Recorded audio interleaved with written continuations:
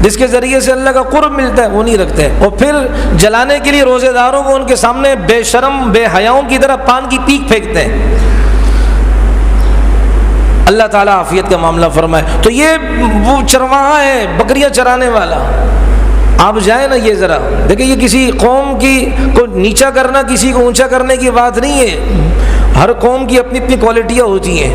آپ جائیں جوڑیا بازار میں جائیں، یہ لی مارکیٹ میں جائیں، وہ ہاتھ کا ریڑھا چلانے والا ہمارا پٹھان بھائی بزرگ، وہ پسینوں سے اس کی قمیص بھیگی ہوئی ہوتی، گیلی ہوتی ہے، اور آپ ان سے پوچھیں وہ کہے کہ میں روزے سے ہوں، آپ ان کو کہا پانی کا مر جاؤں گا، روزہ نہیں توڑوں گا۔ تو بھائی اللہ تعالیٰ تو ہمارے لیے آسانی کا معاملہ فرمائے۔ یہ چند دن کی زندگی ہے، چند چیزوں کی، چند نشوں کی وجہ سے انسان آخرت کے لیے عذاب کے فیصلے اپنے لیے مقرر نہ کرے۔ خیر، تو انہوں نے پوچھا اچھا بھائی ایسے کرو کہ آپ کے پاس کوئی بکری ہے کہ جو آپ ہمیں دے دیں؟ کہا نہیں بھائی، بکری میری نہیں ہے، یہ تو میرے مالک کی ہے۔ کہ تمہارے مالک کو کیا پتہ چلے گا؟ کہہ دینا بھیڑیا آیا تھا توڑ پھوڑ کے چلا گیا۔ کہا نہیں، فَأَيْنَ اللَّهُ، چلو مالک سے تو یہ کہہ دوں گا، اللہ سے کیا کہوں گا؟ اللہ کہاں؟ اللہ تو ہر جگہ موجود ہے نا۔ وَهُوَ مَعَكُمْ أَيْنَمَا كُنْتُمْ، جہاں جہاں تم ہو وہاں وہاں اللہ ہے۔ تو اللہ کو کس دلیل سے قائل کروں گا؟ مالک کو تو چلو چپ کرا دوں گا، اللہ تبارک و تعالیٰ کو کیسے قائل کروں گا؟ عبداللہ ابن عمر رضی اللہ عنہ اتنے خوش ہوئے کہ جس قوم کا چرواہا اتنا امانت دار ہو تو ان کے بڑے کتنے امانت دار ہوں گے۔ تو عبداللہ ابن عمر رضی اللہ عنہ فوراً گئے، ان کے مالک کا پتہ لگایا، اور بار بار کہہ رہے تھے این اللہ، اللہ کہاں ہوں گے، اللہ کہاں ہوں گے۔ یعنی اس چرواہے نے سبق سکھا دیا ایمانداری اور امانت داری کا۔ ان کے مالک کا پتہ کیا، مالک سے الیک سلیک ہوئی، اور مالک سے کہا میں آپ کی جتنی بکریاں ہیں میں خریدنا چاہتا ہوں، آپ کا یہ غلام بھی میں خریدنا چاہتا ہوں۔ بکریاں بھی خرید لی قیمت میں، غلام بھی خرید لیا، اور پھر غلام کو آزاد کر دیا، بکریاں اس کو ہدیے میں دے دی۔ یہ ایمانت داری کا، امانت داری کا، اس کی پاسداری کا صلہ اللہ نے دنیا میں دیا، آخرت میں تو دیں گے ہی دیں گے۔ تو عبداللہ ابن مسعود رضی اللہ عنہ جب یہ دیکھا کہ بھائی سارا ماجرا، تو آپ علیہ السلام کے پاس آ گئے، کہا بھائی مجھے وہ کلمات سکھا دیں، یعنی قرآن سکھا دیں۔ تو نبی علیہ السلام نے فرمایا تم تو چھوٹے سے عالم ہو، یعنی اللہ کے نبی نے ابھی سے ان کو دعائیں دے دی، تم تو چھوٹے سے بچے اور علم والے ہو۔ اس لیے آتا ہے کہ ایک دفعہ حضرت عمر کے زمانے میں رضی اللہ عنہ، عبداللہ ابن مسعود رضی اللہ عنہ آئے تو ان کو بٹھایا، حضرت عمر باتیں کر رہے تھے، ہنس رہے تھے اور کسی علمی گفتگو میں لگے ہوئے تھے۔ پھر جب یہ جانے لگے تو حضرت عمر جیسے انسان نے اپنے ساتھیوں سے کہا یہ جو لڑکا جا رہا ہے علم سے بھرا ہوا پوٹلا ہے، یعنی اس کے پاس اتنا بڑا علم ہے، خزانہ ہے اس کے پاس علم کا۔ ان کے بارے میں آتا ہے جب یہ مسلمان ہوئے تو صحابہ آپس میں بات کر رہے تھے کہ کون ہے جو مشرکین مکہ کے سامنے قرآن کو اونچی آواز سے سنائے، کون ہمت کرے؟ حضرت عبداللہ ابن مسعود رضی اللہ عنہ نے فرمایا میں کرتا ہوں ہمت۔ کہا نہیں بھائی، ان کی مراد یہ تھی، انہوں نے فرمایا کہ صحابہ نے، ان کے ساتھیوں نے، ہماری مراد یہ وہ آدمی سنائے جس کا بیک مضبوط ہو، خاندان اس کا یہاں طاقتور ہو۔ تم تو غریب ہو، تمہیں یہ زک پہنچائیں گے، تمہیں تکلیف پہنچائیں گے، تو تمہارے خاندان والے تمہاری حمایت میں نہیں آ سکیں گے، تم تو غریب ہو۔ کہا نہیں میں جاؤں گا۔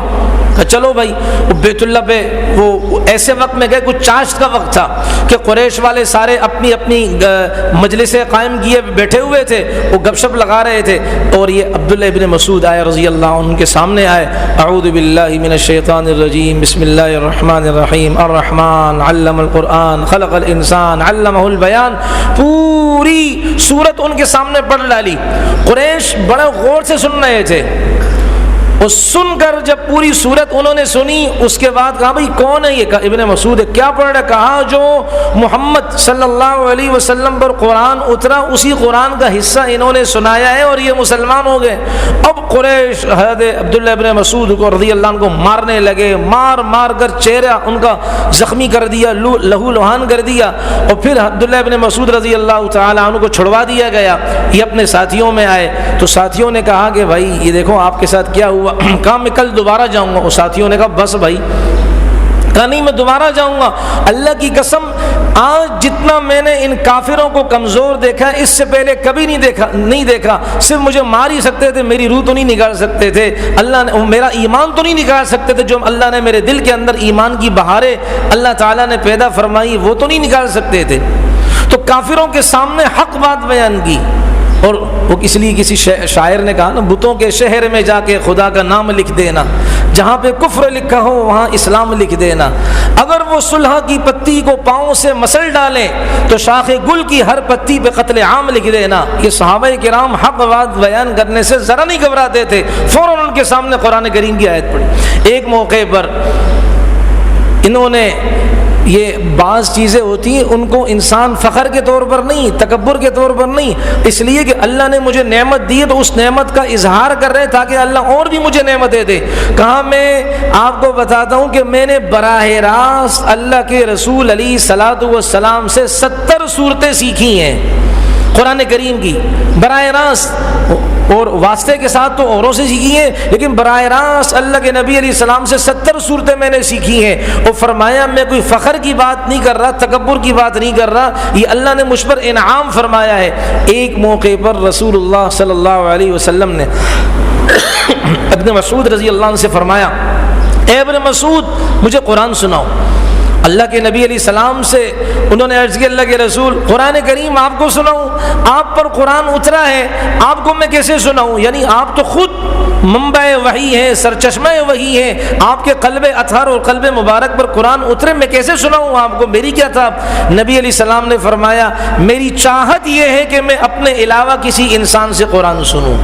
اس لیے ہمارے اکابر بھی فرماتے ہیں جو قرآن پڑھنے والے ہیں کبھی کبھی کسی اور سے بھی قرآن سنیں، تاکہ انسان کیا ہے دوسرے سے سنے تو اس کی کیفیت جدا ہوتی ہے۔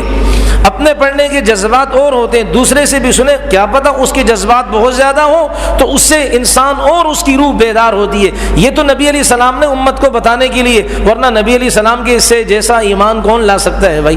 تو نبی علیہ السلام نے اپنے صحابہ کا دل رکھنے کے لیے فرمایا نہیں بھائی مجھے قرآن سناؤ۔ اب سورہ نساء شروع کر دی، اور جب پڑھی قرآن کریم کی ایک آیت تک پہنچے، فَكَيْفَ إِذَا جِئْنَا مِنْ كُلِّ أُمَّةٍ بِشَهِيدٍ وَجِئْنَا بِكَ عَلَىٰ هَٰؤُلَاءِ شَهِيدًا، کہ اس وقت کیا حال ہوگا جب ہر امت کا ہم گواہ لے کر آئیں گے قیامت کے دن، اور آپ کو بھی بطور گواہ کے لے کر آئیں گے۔ تو ساتھ والے نے ان کو اشارہ کیا، ہاتھ مارا کہ بھائی آنکھیں کھولو۔ جب آنکھیں کھولی تو دیکھا کہ اللہ کے نبی علیہ السلام نے جب یہ آیت سنی تو اللہ کے نبی کی آنکھوں سے آنسو بہہ رہے تھے، جسم کے کمزور تھے۔ رسول اللہ صلی اللہ علیہ وسلم نے ایک موقع پر بالکل ان کے جو ہے پنڈلیاں پتلی پتلی پنڈلیاں تھیں، نحیف تھے، کمزور جسم کے تھے، ایمان بہت طاقتور تھا ان کا۔ تو نبی علیہ السلام نے، حضرت علی فرماتے رضی اللہ عنہ، نبی علیہ السلام نے ان کو کسی کام کے لیے درخت پر چڑھنے کا فرمایا۔ اب یہ چڑھنے لگے تو وہ ساتھیوں میں بے تکلفی ہوتی ہے، اب ہر وقت انسان کیا ہے وہ ماتھے پر جو ہے نا وہ 12 بجا کے رکھے، ہنسے بھی نہ، تو یہ بھی درست نہیں۔ گپ شپ، اللہ کے نبی علیہ السلام نے ہمیں پوری زندگی گزارنے کا طریقہ بتایا، بھائی ہنسی خوشی بھی کیا کرو، ہر وقت انسان سنجیدہ نہ رہے، ہنسا بھی کرے، گپ شپ بھی کیا کرے، مزاح بھی کیا کرے، شریعت کے دائرے میں کسی کے بے احترامی نہ ہو۔ تو رسول اللہ صلی اللہ علیہ وسلم کے صحابہ ان کو چڑھتے ہوئے دیکھ رہے تھے تو ان کی پنڈلیاں نظر آئی، کمزور کمزور سی تھی، ہنسنے لگے، او دیکھو پتلی پنڈلیوں والا عبداللہ ابن مسعود اوپر جانا ہے۔ نبی علیہ السلام کو جب پتہ چلا تو آپ علیہ الصلوۃ والسلام نے فرمایا، جس کا مفہوم یہ، اللہ کی قسم عبداللہ ابن مسعود رضی اللہ عنہ کی جو پتلی پنڈلیاں ہیں، پورا ابن مسعود چھوڑو، صرف اس کی پتلی پنڈلیاں قیامت میں جب اس کا وزن کیا جائے گا احد پہاڑ سے زیادہ وزنی اس کی یہ پنڈلیاں ہوں گی۔ یہ میرا وہ شان والا صحابی ہے۔ اس لیے رسول اللہ صلی اللہ علیہ وسلم کے بارے میں آتا ہے، ان صحابی کے بارے میں آپ علیہ السلام نے ان کے لیے دعائیں دی تھیں، اور یہ اس لیے آتا ہے کتابوں میں کہ 4 لوگوں سے قرآن سیکھو۔ نمبر 1 عبداللہ ابن مسعود رضی اللہ عنہ سے، نمبر 2 ابی ابن کعب سے۔ ابی ابن کعب کے ساتھ بھی وہ واقعہ ہوا جس طرح عبداللہ ابن مسعود کے ساتھ ہوا رضی اللہ عنہ، کہ رسول اللہ صلی اللہ علیہ وسلم نے فرمایا اے اس امت کے سب سے بڑے قاری ابی ابن کعب ہیں، اے ابی آپ مجھے قرآن سنائیں۔ کہا اللہ کے رسول میں آپ کو قرآن سناؤں؟ کہا ہاں، اس لیے کہ ان اللہ تبارک و تعالیٰ نے سمیت لنا، آپ کا نام لیا ہے، اور آپ کا نام لے کر فرمایا اے میرے پیارے نبی اپنے فلاں صحابی جس کا نام ابی ابن کعب ہے ان سے کہیں کہ وہ آپ کو قرآن سنائے۔ تو ابی ابن کعب کی آنکھوں سے آنسو نکلنا شروع ہو گئے، اللہ سمانی، اچھا اللہ نے میرا نام عرشوں پر لیا، آپ کو وہی کر کے بتایا کہ ابی ابن کعب سے کہوں۔ ان کی آنکھوں میں مارے خوشی کے آنسو نکلنا شروع ہو گئے۔ تو یہ ابی ابن کعب یہ دوسرے ہیں اس امت کے بڑے قاریوں میں، پہلے عبداللہ ابن مسعود ہیں، اور اسی طرح حضرت ابی ابن کعب بھی ہیں، اور اسی طرح حضرت معاذ ہیں، اور چوتھے سالم مولا ابی حذیفہ ہیں۔ بس آخری بات پھر انشاءاللہ ان کی کل کچھ باتیں انشاءاللہ آپ کے سامنے عرض کی جائیں گی۔ ایک موقع پر یہ بیمار ہو گئے، عثمان ابن عفان رضی اللہ عنہ کی تیمارداری کے لیے آئے، خیر خبر کے لیے آئے، پوچھنے کے لیے آئے۔ تو ان سے کہا کیا حال ہے، آپ کو کس چیز کی شکایت ہے؟ کہا مجھے میرے گناہوں کی شکایت ہے۔ اور اچھا آپ چاہتے کیا ہیں؟ اپنے رب کی رحمت چاہتا ہوں۔ کہا کیا میں طبیب کو بلا لوں؟ کہ طبیب ہی نے تو مجھے بیمار کیا، ڈاکٹر کو معالج کو بلا دوں؟ کہ اسی نے تو بیمار کیا ہے، یعنی اللہ کے حکم سے تو ہی میں بیمار ہوا ہوں۔ کہ میری کچھ ضرورت کچھ میں دوں آپ کو؟ کہا نہیں مجھے کسی چیز کی ضرورت نہیں ہے۔ کیوں؟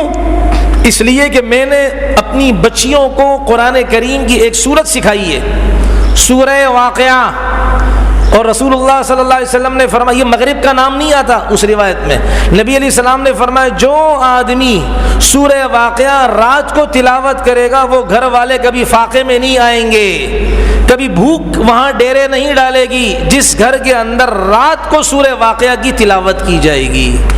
اس لیے بھائی ہم بھی اپنے بچوں کو ترغیب دیں کہ رات کو سونے سے پہلے سورہ واقعہ کی تلاوت کر کے سوئیں، تاکہ ان کے انوارات ہمارے دل کے اندر بھی ہوں اور ہمارے گھر کی چار دیواری کے اندر بھی ہوں۔ اللہ تعالیٰ مجھے آپ کو ہم سب کو پیارے نبی علیہ الصلوۃ والسلام کے پیارے صحابہ کی نقل اور ان کی اتباع کرنے کی توفیق عطا فرمائے۔ الحمدللہ۔